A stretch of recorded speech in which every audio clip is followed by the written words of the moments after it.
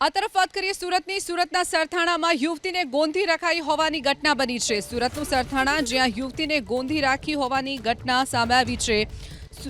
1.5 વર્ષથી ગોંધી રખાયેલી યુવતીને મુક્ત કરાવાઈ છે। તો ભાગ્યોદય થેપલા હાઉસમાં ગોંધી રખાઈ હોવાનો પણ ખુલાસો થયો છે। યુવતીને છેલ્લા 1.5 વર્ષથી ગોંધી રાખવામાં આવી હોવાનો આરોપ લાગ્યો છે।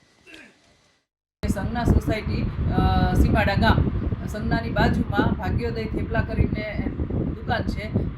એમનો માલિક એને પૂરીને જતો રહે છે। દીકરી કામ કરે છે, એનો માલિક એને અંદર પૂરીને જતા રહે છે। તો 1.5 વર્ષથી દીકરી અંદર હતી। ખરેખર મેં જાણ્યું 15 દિવસ વોચ કરી તો ખરેખર દીકરીને અંદર પૂરીને જતા રહે। સવારે 4 વાગે દુકાન ખોલે અને બપોરે 11 વાગે બંધ કરીને જતા રહે। તો દીકરી અંદર જ હોય છે। પાછા 4 વાગે દુકાન ખોલે અને રાત્રે 11 વાગે બંધ કરીને જતા રહે। આખી રાત દીકરી અંદર પુરાયેલી હોય છે। આ તરફ વાત કરીએ સુરતના સરથાણામાં યુવતીને ગોંધી રખાઈ હોવાની ઘટના બની છે। સુરતનું સરથાણા જ્યાં યુવતીને ગોંધી રાખી હોવાની ઘટના સામે આવી છે।